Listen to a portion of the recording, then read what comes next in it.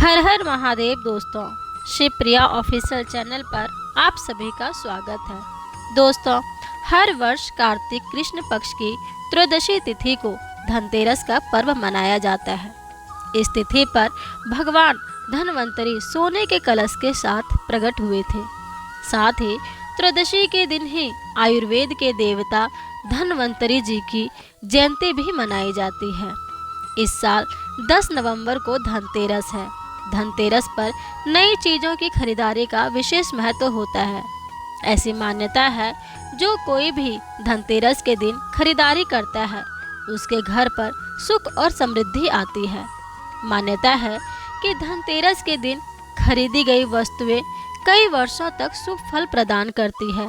तो ऐसे में चलिए जानते हैं इस साल धनतेरस पर खरीदारी का शुभ मुहूर्त, महत्व और इस दिन क्या खरीदे और क्या नहीं खरीदे।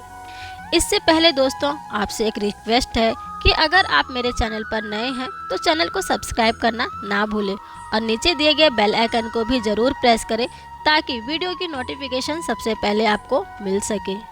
तो दोस्तों, बात करते हैं धनतेरस पर खरीदारी का शुभ मुहूर्त क्या है। तो दोस्तों, धनतेरस पर शुभ मुहूर्त में खरीदारी करना अच्छा माना जाता है। पंचांग के अनुसार धनतेरस के दिन यानी 10 नवंबर को दोपहर 12:35 से लेकर अगले दिन यानी 11 नवंबर की सुबह तक खरीदारी करने का शुभ मुहूर्त है।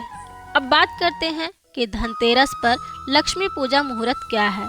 तो दोस्तों, धनतेरस के पावन पर्व पर भगवान गणेश, माँ लक्ष्मी और कुबेर देवता की पूजा की जाती है। धनतेरस पर लक्ष्मी पूजा का शुभ मुहूर्त 10 नवंबर शुक्रवार को शाम 5:47 से शाम 7:47 तक रहेगा। अब बात कर लेते हैं धनतेरस पर खरीदारी का महत्व के बारे में। दोस्तों, धनतेरस पर शुभ मुहूर्त में बर्तन और सोने चांदी के अलावा वाहन, जमीन जायदाद के सौदे, लग्जरी चीजें और घर में काम आने वाली अन्य दूसरी चीजों की खरीदारी करना शुभ माना जाता है।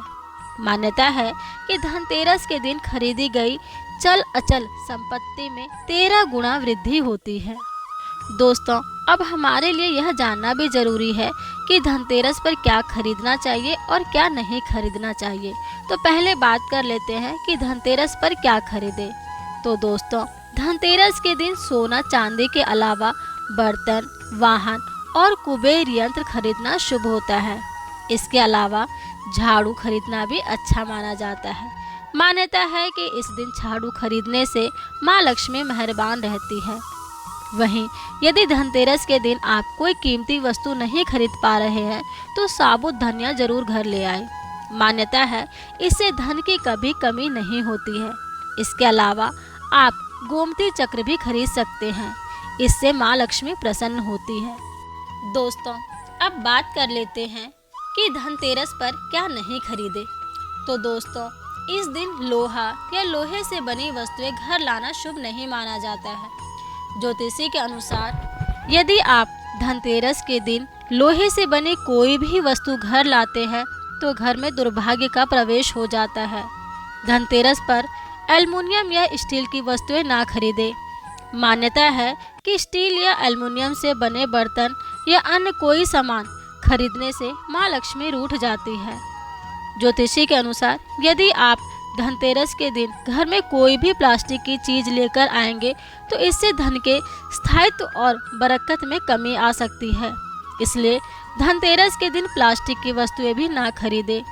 धनतेरस के शुभ अवसर पर शीशे या कांच की बनी चीजें भी बिल्कुल नहीं खरीदनी चाहिए।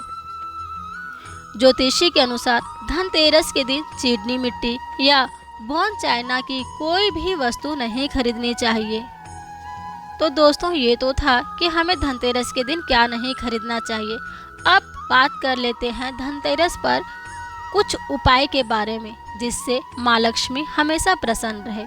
तो दोस्तों, कहा जाता है कि धनतेरस पर भगवान धन्वंतरी, माता लक्ष्मी, कुबेर, यमराज और भगवान गणेश जी की पूजा करें। तेरस के दिन घर और बाहर 13 दीपक जलाने से बीमारियों को दूर किया जा सकता है।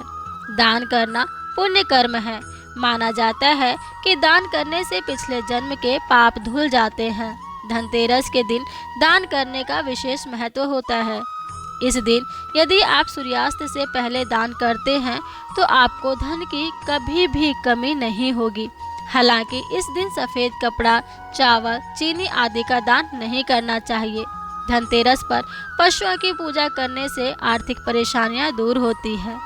अब बात कर लेते हैं धनतेरस कथा के बारे में। तो कहा जाता है, पौराणिक कथा के अनुसार जब अमृत प्राप्ति के लिए देवताओं और दानवों के द्वारा समुद्र मंथन किया गया था तो एक एक करके उससे क्रमशः 14 रत्नों की प्राप्ति हुई थी। समुद्र मंथन के बाद सबसे अंत में अमृत की प्राप्ति हुई थी। कहा जाता है कि भगवान धन्वंतरी समुद्र से अपने हाथों में अमृत कलश लेकर प्रकट हुए थे। जिस दिन भगवान धन्वंतरी अमृत कलश लेकर प्रकट हुई वह कार्तिक मास के कृष्ण पक्ष की त्रयोदशी तिथि थी। इसलिए धनतेरस या धनयोत्रयोदशी के दिन धन्वंतरी देवी के पूजा का विधान है। तो दोस्तों, ये थी आज की जानकारी। वीडियो पसंद आई हो तो वीडियो को शेयर करना ना भूलें और अगर आप चैनल पर नए हैं तो चैनल को ज़रूर सब्सक्राइब करें। फिर मिलते हैं नए वीडियो में, तब तक के लिए हरे कृष्णा हरे राम, हर हर महादेव।